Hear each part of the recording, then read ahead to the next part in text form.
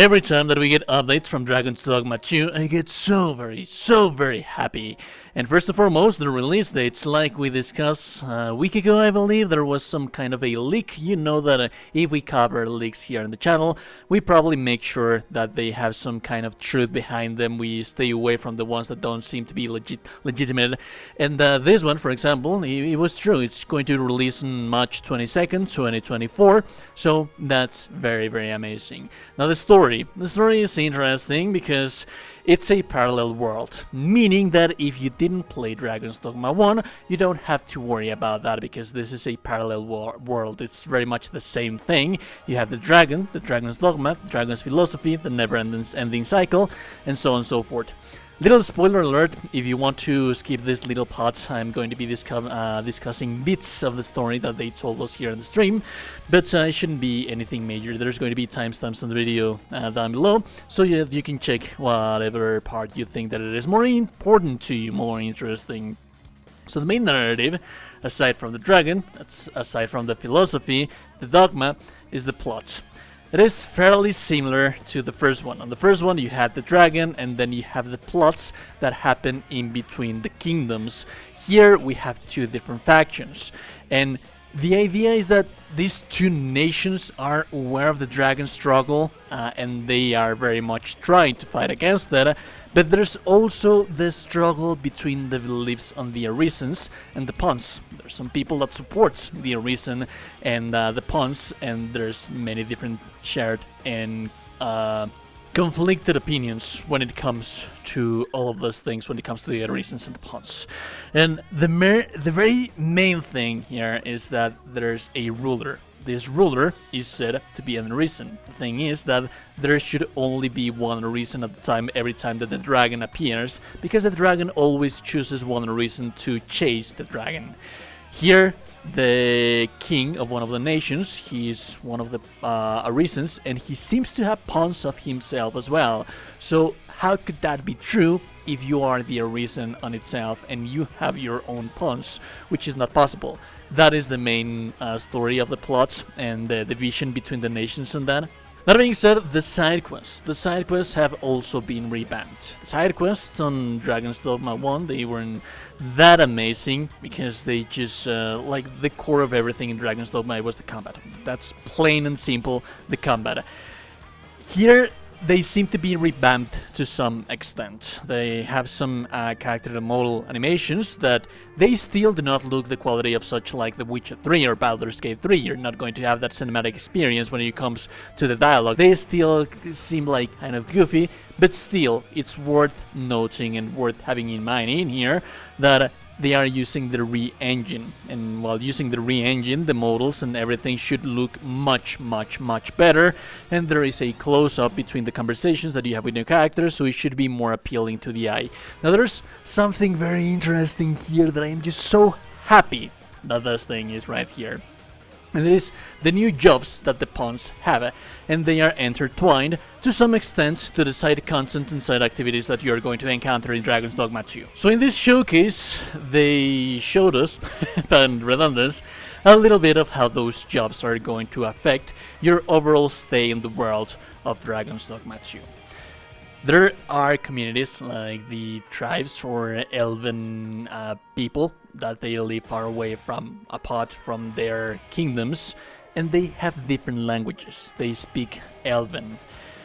This is amazing because you're not going to be able to understand that language. It might be some side quest that is going to give you access to some NPCs that would be able to interpret for you, but on the case that you probably cannot find anyone in there, one thing that you can do is use one of your pawn's job. If they are proficient at speaking that very specific language, they might interpret it automatically for you, giving you access to that specific area of that specific people, and give you access, probably this is a little bit of speculation, but probably they're going to give you access to new quests, to new vendors, new crafters, and everything that that community has in there for you, that otherwise, if you do not have that pawn with you that can speak their language to interpret for you, you wouldn't have access to. So I'm very interested in learning how is this going to affect the overall exploration of the world and the different tribes and communities that you're going to find out there. There's also the character creator on Re-Engine. It has been revamped, of course, and I do have to say that this is true. The Re-Engine makes everything look so much better. And the games that we have out there, they are amazingly optimized, like the Resident Evil, the Devil May Cry 5. All of those games, if you play them on your consoles, they run flawlessly and they look gorgeous, beautiful and amazing. So the character modeling here, as for the pawns and your characters and everything that you're going to have access to, should be much sharper and cleaning looking than the previous one. Now we're getting into the juicy, the combat, the new monsters. What is it that we learn from here? And I'm so very happy to say that there's amazing things here as well. First and foremost, we have a couple of new monsters. We have already seen new monsters in the previous showcases that we've had for Dragon's Dogma 2. We have the Medusa, and we have different little things out there. We have returning monsters like the Griffin, and the many of the other enemies that you would find in Dragon's Dogma 1, such as the Chimera. And I always like to bring up how Capcom likes to reuse assets that they have in different games.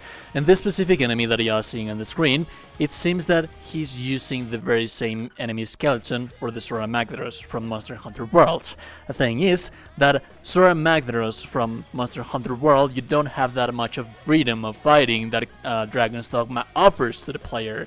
In the sense that the Sora Magdaros has very specific events that you would encounter on the contextual actions that you would see on the battlefield, like using ballistas and climbing on top of the enemy, but you wouldn't be able to freely move throughout the enemy.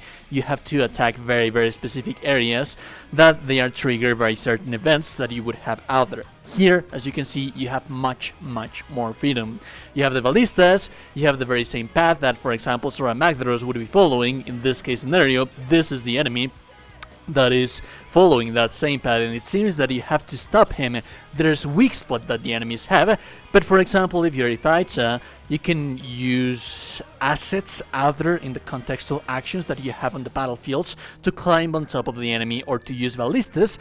But have in mind that you don't have to. If you're a mage, for example, you can attack from a distance. If you're an archer, you're a ranger, you can attack from a distance without the necessity of having to do such a thing to move throughout the weak spots by climbing the enemy. So there's much more freedom in the combat when it comes to this. So I'm very pleased to see this kind of new addition for these new monsters and new ways of fighting them, new ways of being able to approach the battlefield in this sense. Speaking of which, we have two monster showcases that they showed us right here. The first one is the dragon and the drake, which is a returning enemy, a returning monster from Dragon's Dogma 1. And they are using a heavy sword, a great sword, to fight here. They revamped how you move throughout the bosses, how you move throughout the monsters. I'm so very happy to say this, because for example, if you would be fighting the Drake on Dragon's Dogma, the first Dragon's Dogma, it was very difficult to clutch and latch onto them, because their body was so small that it was kind of weird to move throughout the body pattern redundancy of the Drake right there. Here it seems that you can climb on top of the monster and then run if the surface is flat enough, so it gives you much better mobility to fight. And if you're using one of these heavy weapons, that is one of the downsides that they had on Dragon's Dogma. And as a matter of fact, that is one of the downsides that they have in many games that uses heavy weapons and fast attacking enemies, because usually when you're going to wind up an attack, it's very difficult for you to land that attack because of how fast the enemy is moving, because you're pinpoint to the area where you're winding up that attack, and if you time it, if you do not time it properly, then the enemy might move to a something different place. But here, if you have enough stamina, if you manage to stop on top of the monster, you can wind up the attack and deal massive amounts of damage breaking this weapon so much more here in Dragon's Dogma 2 because of how it works here. So I'm just so happy to see this. Anyways, we're going to be seeing this game real soon. Remember that we have a Discord community where we're going to have discussions about this, where you can share your pawns. We play all of the games that we cover here in the channel, so the link is going to be in the description as well as in a pinned comment section down below. And remember to like the video, subscribe to the channel, join the Discord community. No one told you today that you're gorgeous and beautiful person. You are indeed a gorgeous and beautiful, beautiful person. I'll be seeing you goddamn gorgeous and beautiful people in the next one. Have a beautiful day and goodbye. Pushing me into the